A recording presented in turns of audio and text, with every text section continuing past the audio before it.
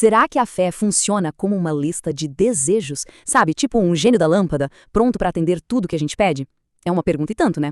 E para começarmos a refletir sobre isso, vamos partir de uma história. Uma história sobre uma oração bem, mas bem específica mesmo. Então, a história é a seguinte, e parece mesmo algo saído de um conto de fadas dos nossos dias. A oração era esta. Dá para sentir a sinceridade por trás disto. Era de uma mulher que, olha, já estava bem desiludida, sabe? Cansada de procurar um parceiro e não encontrar. E não é que, pouco tempo depois, ela conhece alguém. E aí, claro, vem a pergunta crucial. Qual é a sua altura? A resposta? 1,81 m. 1 cm a mais do que ela pediu. Incrível, não? E para ela, pronto, foi a prova cabal. Um verdadeiro milagre. A conclusão dela foi: nossa, Deus realmente se importa com os detalhes. Até os mais pequenos dos nossos desejos são ouvidos e atendidos. É uma história e tanto, certo? Mas será que isso fecha a questão? Será que é mesmo assim que a oração funciona sempre? Esta história, na verdade, abre a porta para uma pergunta muito mais profunda. Qual é, afinal, o verdadeiro papel do divino nas nossas vidas?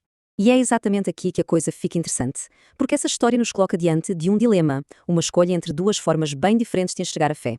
De um lado, temos essa ideia do Deus gênio da lâmpada. A pessoa pede, especifica direitinho e ele entrega o produto personalizado. Do outro lado, temos o modelo do Pai. E aqui o foco muda completamente. Não é sobre realizar fantasias, mas sobre dar o que é realmente necessário para o crescimento. A ênfase está no nosso caráter, não nos detalhes superficiais.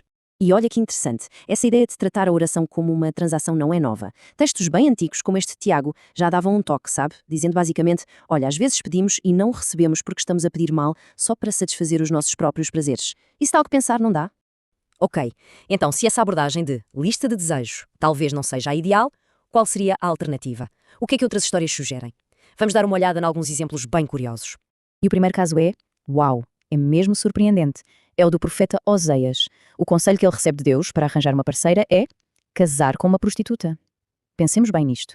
Isto vai totalmente contra a ideia de um parceiro ideal, confortável, feito sob medida, não é mesmo?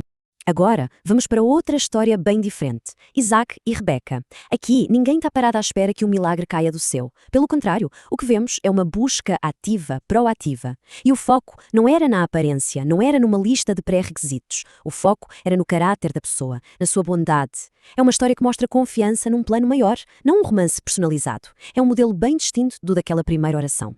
Então, se os exemplos que estamos a ver apontam para outra direção, longe dos pedidos super específicos, qual é a alternativa? Para onde vamos? Bem, isso leva-nos a pensar em, talvez, mudar o tipo de pedido que fazemos. E aqui temos uma pista fundamental. Textos como este de Coríntios incentivam a procurar os dons mais elevados. O que é que isso quer dizer? Quer dizer que, se calhar, o foco da oração deveria ser menos em coisas materiais, em resultados específicos e mais em capacidades internas, coisas como sabedoria e discernimento. Então, uma oração mais madura, digamos assim, poderia mudar o foco.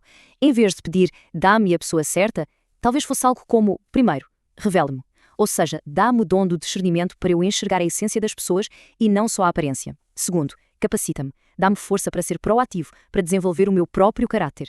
E terceiro, ajuda-me a construir. Dá-me as ferramentas para criar uma relação sólida, em vez de só ficar à espera de receber uma de presente. E esta tabela resume tudo de forma bem clara, não é? Temos duas lógicas. A lógica que podemos chamar de imatura, que foca no objeto, o tal homem de 1,80 m, e a lógica madura, que foca no sujeito, ou seja, no nosso próprio caráter. Numa, a visão de Deus é de um realizador de pedidos. Na outra, é de um desenvolvedor de caráter. A postura muda de eu mereço, então eu espero, para eu vou construir, eu vou crescer. E tudo isto nos leva a uma ideia final. Uma ideia que pode realmente transformar a nossa maneira de ver a fé. O que é, então, a fé verdadeira? Talvez não seja uma técnica, sabe? Não é uma fórmula mágica onde oração X leva ao resultado Y. A fé verdadeira talvez seja confiar na bondade do processo, não importa qual seja a resposta. É sobre construir uma relação de confiança e não sobre controlar os resultados.